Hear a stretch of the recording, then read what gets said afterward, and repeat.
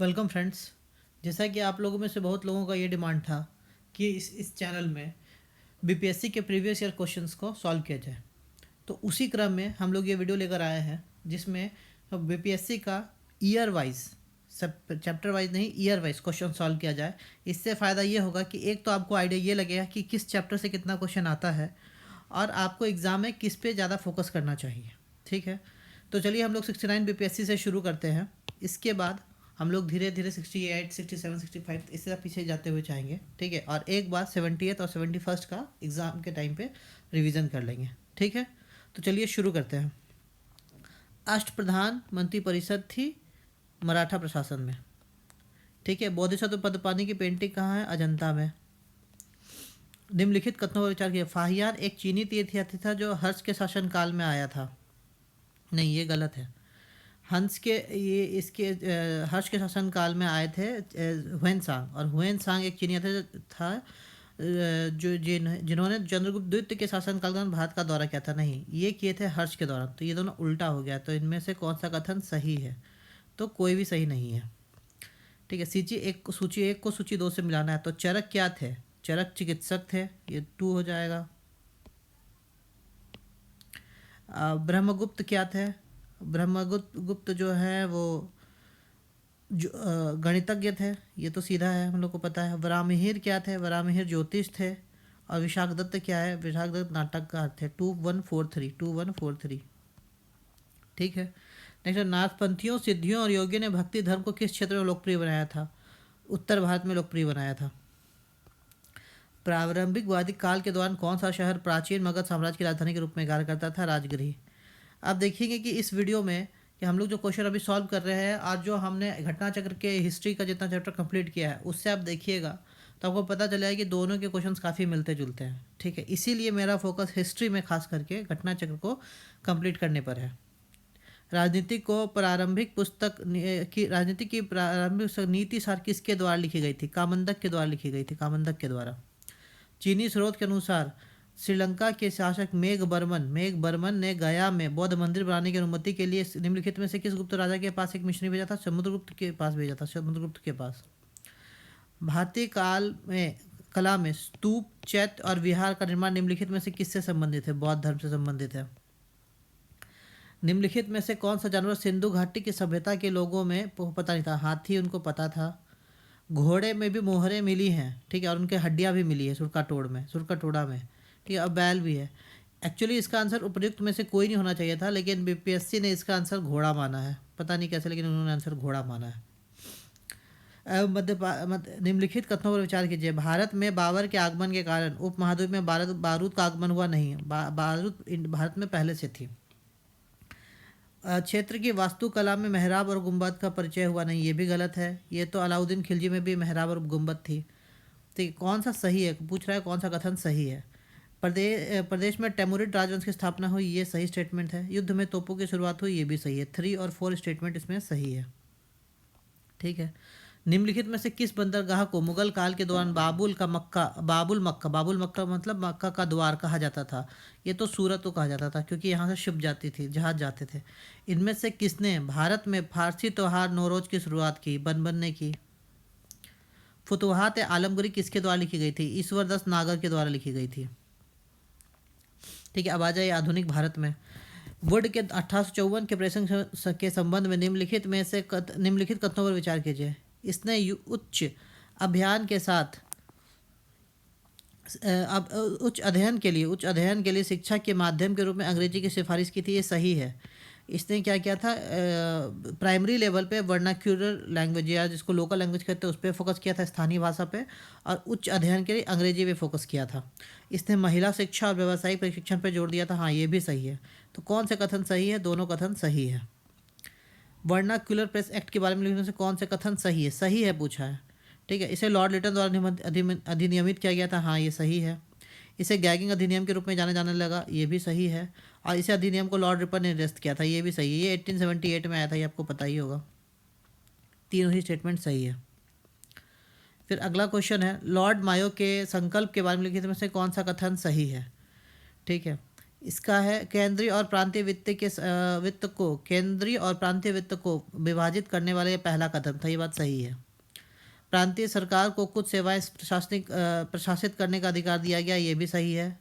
इसने मौजूदा असमानता को सुधारने का प्रयास किया। ये भी सही है। इसने प्रांतों की वास्तविक आवश्यकताओं पर ध्यान केंद्रित किया। ये भी सही है। चारों स्टेटमेंट इसके सही है।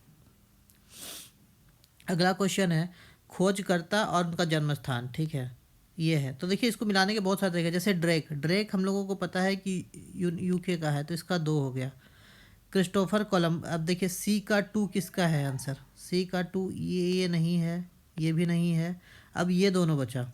ठीक है, और उसके बाद फिर उसके बाद मैगलन जो है वो हम लोगों को पता है कि ये पुर्तगाल का था। मैजेलन जो ये जो पॉइंट है ना साउथ अमेरिका का जो लास्ट पॉइंट है मैजेलन पॉइंट, तो मैगलन पुर्तगाल का था। तो 2-1 डी का 1 जिसमें है, तो ये आंसर आपका अपने आप हो गया। क्रिस्टोफर कोलंबस ऐसे पता ही था, क्रिस्टोफर कोलंबस इटली का था।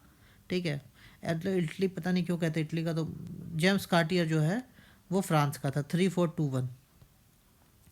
ठीक है, भारत के स्वतंत्रता संग्राम में निम्नलिखित घटनाओं पर विचार कीजिए। होम रूल आंदोलन, सूरत विभाजन, खेड़ा सत्याग्रह, मिंटो मार्ले सुधार। निम्नलिखित घटनाओं का निम्नलिखित में से कौन सा सही कालानुक्रमित क्रम है? ठीक है, तो देखिए होम रूल हुआ था 1916 में। ठीक है, आपका सूरत विभाजन हुआ था 1907 में। मॉन्टे मार्ले सुधार अधिनियम हुआ था 1909 में। ठीक है, और खेड़ा सत्याग्रह 1918 में। अब तो आप सजा लीजिएगा आराम से। सबसे पहले सूरत 2 हो जाएगा सबसे पहला, फिर 4 हो जाएगा, फिर 1-3, 2-4-1-3, ये आंसर हो जाएगा। फिर अब लॉर्ड रिटन मैंने किससे संबंधित नहीं है? स्ट्रेची अधिनियम इससे संबंधित है। वर्नाक्युलर प्रेस एक्ट से शस्त्र अधिनियम से संबंधित है। इल्बर्ट बिल से वो संबंधित नहीं है। बक्सर की लड़ाई के बाद किस संधि पर हस्ताक्षर किए गए? देखिए सुगौली की संधि आगरा नेपाल युद्ध का था। ठीक है, बेसिन की संधि आंग्ल मराठा युद्ध का था। सालबाई की संधि भी आंग्ल मराठा युद्ध से रिलेटेड था। तो इलाहाबाद की संधि इसका आंसर हो जाएगा 1765 का। ऐसे सिंपल भी था। निम्नलिखित में किस आंदोलन में महात्मा गांधी ने भूख हड़ताल को अधिनियम के हथियार के रूप में सर्वप्रथम प्रयोग किया था? अहमदाबाद हड़ताल। ऐसे भी अगर आप टाइमलाइन से सेट कीजिएगा तो सबसे पहला अहमदाबाद हड़ताल ही हुआ था। चंपारण आंदोलन के जन आंदोलन की प्रतिक्रिया में ब्रिटिश सरकार ने इस मुद्दे के समाधान के लिए कौन से कदम उठाए? सख्त कर्फ्यू लागू किया और मार्शल लॉ लगाया? नहीं। चंपारण कृषि समिति की स्थापना की थी? हाँ, ये था, इसका किया था उन्होंने। भारत सेवक समाज ये गोपाल कृष्ण गोखले हैं। ठीक है, तत्वबोधनी सभा ये देवेंद्रनाथ टैगोर है। और आत्मीय सभा ये तो राम मोहन राय। 2-1-3 इसका आंसर हो जाएगा। 2-1-3। अम्बाबाई ये कहाँ की थी? कर्नाटक की थी। एक स्वतंत्र सेनानी भारत के किस राज्य की थी? कर्नाटक की थी। इनमें से कौन कैबिनेट मिशन के सदस्य नहीं थे? तो इसके 3 सदस्य थे, पैथिक लॉरेंस, एवी अलेक्जेंडर और स्टेफर्ड क्रिप्स। इसमें से कौन नहीं था? ये जेम्स एंड्रूज के सदस्य नहीं थे। सुरक्षा वॉल सिद्धांत के आधार पर भारतीय राष्ट्रीय कांग्रेस की स्थापना ब्रिटिश सरकार के खतरों से बचाने के लिए थी। उपयुक्त किस नेता का था? ये लाला लाजपत राय जी का था। निम्नलिखित में से भारतीय स्वतंत्र राष्ट्रीय कांग्रेस के किस अधिवेशन में पहली बार मौलिक अधिकारों के संबंधित प्रस्ताव पारित किए गए थे? कराची अधिनियम 1931। इसमें कौन थे? इसमें सरदार वल्लभ भाई पटेल ये थे। ठीक है, 1857 के विद्रोह की विफलता के निम्नलिखित कारणों का के निम्नलिखित में से कौन से कारण थे? अंग्रेजों की सैन्य सहिष्णुता, ये सही स्टेटमेंट है। विद्रोहियों के पास कोई एकीकृत कार्यक्रम विचारधारा भी नहीं थी, ये भी सही है। और समाज के सभी लोगों के वर्गों से समर्थन का अभाव था, ये भी सही है। सही उत्तर चुनना था। तीनों ही स्टेटमेंट सही था। चलिए अब हम लोग इस तरह से आप देखते हैं करीबन 29 क्वेश्चन हिस्ट्री से थे। जैसे हमने बताया था कि हिस्ट्री से करीबन 30 क्वेश्चन पूछे जाते हैं। ठीक है, तो हमारा एनालिसिस आप देखिए कैसा है। राज्य व्यवस्था किसी समुदाय के अनुसूचित जनजाति के रूप में घोषित करने के लिए आवश्यक विशेषताएं क्या है? ठीक है, सही है, पूछा है। आदिम लक्षणों के संकेत, ये सही स्टेटमेंट है। विशेष संस्कृति, ये भी सही है। बड़े पैमानों पर समुदाय के साथ संपर्क में शर्म, ये भी सही है। और पिछड़ापन एवं भौगोलिक अलगाव, ये भी सही है। ठीक है, तो ये दोनों चारों स्टेटमेंट इसके सही है, चारों प्रयुक्त सभी। नेक्स्ट क्वेश्चन देखते हैं। भारतीय अधिवेशन में निम्नलिखित अधिकारों के विचार का संदर्भ किस देश से लिया गया है? मौलिक अधिकारों के विचार का संदर्भ किस देश से लिया गया? यूएसए से लिया गया। ये तो सिंपल ही है। भारतीय संविधान के किस अनुच्छेद द्वारा अस्पृश्यता को समाप्त करने का किया गया? ये आर्टिकल 17 में मेंशन है। उच्च न्यायालय के न्यायाधीशों की संख्या निर्धारित करने का अधिकार किसके पास? ये राष्ट्रपति के पास है। पांचवी अनुसूची किस विशिष्ट समूह के लोगों के हितों की सुरक्षा से संबंधित है? तो आपको ये मेरे ख्याल से एक्रोनिम पता होगा, टीयर्स ऑफ ओल्ड पीएम।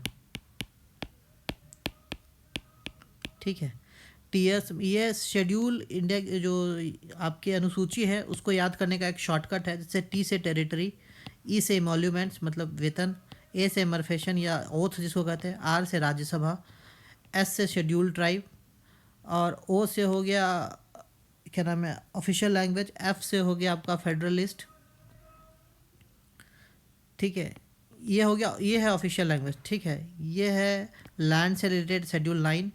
ये डी से डिफेक्शन का, पी से हो गया पंचायती राज का, और एम से हो गया म्यूनिसिपैलिटी का। ठीक है, तो हम लोगों को देखना है पांचवी अनुसूची किससे जुड़ी है। तो 1 2 3 4 5, पांचवा है एस, शेड्यूल ट्राइब से, अनुसूचित जनजाति से। ठीक है, ये एक शॉर्टकट है जो आप याद कर सकते हैं एग्ज़ाम में, काफ़ी आपको हेल्प मिलेगा। इसी तरह से बीच में जो शॉर्टकट होगा वो मैं आपको बताता चलूँगा। अब भारतीय संविधान सर्वोच्च न्यायालय ने किन किन मुकदमों में सर्वप्रथम संविधान के मूल ढांचे का सिद्धांत किया था। मूल ढांचे का सिद्धांत तो केशवानंद भारती केस का था। ठीक है, सूची 1 में सूचीबद्ध राजनीतिक दलों को सूची 2 में उनकी स्थापना के वर्ष के साथ सम्मिलित कीजिए। ठीक है, राजनीतिक दल भारतीय कम्युनिस्ट पार्टी मार्क्सवादी। दूसरा है भारतीय कम्युनिस्ट पार्टी। भारतीय कम्युनिस्ट पार्टी 1925 का है, ये तो आपको पता है। तो एक बी का तो आप 3 लगा दीजिए पहले। ठीक है, तो बी का 3 देखिए किस में है, ये नहीं है, ये भी नहीं है, ये भी नहीं है, ये है। आपका एक से आंसर आ गया। ठीक है, तो कभी कभी आपको ऑप्शन से मिलाना होता है। बाकी भारतीय कम्युनिस्ट पार्टी मार्क्सवादी जो है वो 1964 में ये जब टूटा था तो ये हो जाएगा। ठीक है, बहुजन समाज पार्टी आपका 1984 में बना था, सी का 4 है। और क्या कहते हैं उसको, ऑल इंडिया तृणमूल कांग्रेस जो है वो 1998 का था, 1342, लेकिन एक से ही आपका आंसर आ गया था। किन किन अनुच्छेदों में के अंतर्गत अध्यक्ष सदन के किस सदस्य को उनकी मातृभाषा में बोलने की इजाज़त दे सकता है। मातृभाषा में बोलने का अधिकार जो है वो 120 के अंदर है, 120(1) के अंदर उनको दिया जा सकता है। ठीक है, कॉलेजियम प्रणाली के बारे में निम्नलिखित कथनों पर विचार कीजिए। सुप्रीम कोर्ट कॉलेजियम एक 5 सदस्यीय निकाय है जिसकी अध्यक्षता भारत के मौजूदा मुख्य न्यायाधीश करते हैं, और उस समय इसमें न्यायालय में कार्य 4 अन्य वरिष्ठ सदस्य शामिल होते हैं। ये तो आपको पता ही है, एक CJI होते हैं और +4 सीनियर होते हैं। ठीक है, संसद ने विधि द्वारा कॉलेजियम प्रणाली का आरंभ किया था। नहीं, विधि द्वारा नहीं है, ये विधि द्वारा नहीं है। तो 2 स्टेटमेंट तो गलत है। कौन सा सही है, तो 2 तो गलत ही है, तो ये तो गया स्टेटमेंट। एक भी सही है ये पता है, तो ये भी गया। अब ये दोनों ऑप्शन बचे हमारे पास। उच्चतम न्यायालय और उच्च न्यायालयों के न्यायाधीशों की नियुक्ति कॉलेजियम प्रणाली के माध्यम से की जाती है, ये भी स्टेटमेंट सही है, तो सी अपने आप हो गया। और चौथा है कॉलेजियम प्रणाली की शुरुआत वर्ष 1993 PN भागवती के द्वारा की गई थी। नहीं, PN भागवती के द्वारा नहीं की गई थी, ये गलत है। PN भागवती तो PIL से रिलेटेड है। भारतीय संविधान में 42वें संशोधन के संबंध में निम्नलिखित कथनों पर विचार कीजिए। इसमें प्रस्तावना में देखिए क्या है, कौन से कथन गलत है पूछा है। ठीक है, इसमें प्रस्तावना में समाजवाद, धर्मनिरपेक्ष और अखंडता जोड़ा गया, ये स्टेटमेंट तो सही है। हम लोगों को गलत बताना है, तो ये और ये तो गया कि ये गलत तो नहीं है। इसमें संविधान में 8 मौलिक कर्तव्य जोड़े, हाँ ये गलत है, 8 नहीं जोड़े गए थे, केवल 8 नहीं 10 जोड़े गए थे, तो अपने आप बी निकल के आ गया। बी आंसर अपने आप ही निकल के आ गया। इसमें नए सिद्धांतों जैसे 39A, 43A और 47 जोड़ा गया था। नहीं, ये गलत स्टेटमेंट, 47 का गलत स्टेटमेंट है। इसके द्वारा राष्ट्रपति को चुनाव आयोग के परामर्श से राज्य विधानसभाओं के सदस्यों को आयोग घोषित करने का अधिकार प्रदान किया गया। हाँ, ये स्टेटमेंट भी सही है, ये स्टेटमेंट सही है। किस वित्तीय आपातकाल की स्थिति में अनुच्छेद 360 को लागू करने का परिणाम है। देखिए, अनुच्छेद 360 आपको पता है 3 तरीके की इमरजेंसी होती है, एक 352 के अंदर है, एक 356 के अंदर है, और एक 360 है। ये नेशनल इमरजेंसी है, राष्ट्रीय आपात। ये क्या नाम है, जिसको प्रेसिडेंशियल रूल कहते हैं 356 को, और 307 फाइनेंशियल इमरजेंसी या अवित्तीय आपातकाल कहा जाता है। ठीक है, अब देखिए क्या है, राष्ट्रपति राज्यों के राज्य मामलों में के संबंध में सेवारत सभी या किसी वर्ग के कर्मचारी वेतन और भत्ते को कम करने का आदेश दे सकते हैं। इससे पूछा है कौन से हैं, मतलब सही स्टेटमेंट पूछा है। ठीक है, तो ये दे सकता है। राज्य विधानमंडल द्वारा पारित धन विधेयक का अन्य विधेयक राष्ट्रपति के विचार साक्षी रखने की आवश्यकता नहीं है। नहीं, आवश्यकता है, ये आपातकाल में ही तो आवश्यकता है। तो 2 स्टेटमेंट गलत है, तो 2 जो है आपका सारा गलत हो गया, तो आंसर अपने आप आपका सी निकल के आ गया, 40 का सी। ठीक है, बाकी आप देख लेते हैं 2 स्टेटमेंट और। राष्ट्रपति उच्चतम न्यायालय और उच्च न्यायालयों के जजों के साथ संघ के मामलों के संबंध में सेवारत सभी या किसी वर्ग के कर्मचारियों के वेतन और भत्ते कम करने का आदेश दे सकते हैं। हाँ, दे सकते हैं। और क्या कहते हैं, राज्य विधानमंडल द्वारा पारित होने के बाद धन विधेयक या अन्य वित्तीय विधेयक राष्ट्रपति के विचाराधीन अच्छी रखी जाएगी। हाँ, ये सही है। तो 1, 3 और 4 सही है। भारतीय संविधान में राज्य के नीति निर्धारक सिद्धांत की अवधारणा किस देश से ली गई थी? ये तो आयरलैंड से ली गई है, आपको ही पता होगा। फिर क्वेश्चन है, सिक्किम भारतीय संघ में पूर्ण राज्य कब बना? ये 1975 में बना था। ठीक है, तो फ्रेंड्स इस तरह हमने इस वीडियो में 42 क्वेश्चन देखे हैं और 2 यूनिट हिस्ट्री और पॉलिटी कंप्लीट किया है। इसी तरह करते करते हम लोग नेक्स्ट चैप्टर में भूगोल और इसके आगे के क्वेश्चन को कंप्लीट करेंगे। ठीक है, थैंक यू।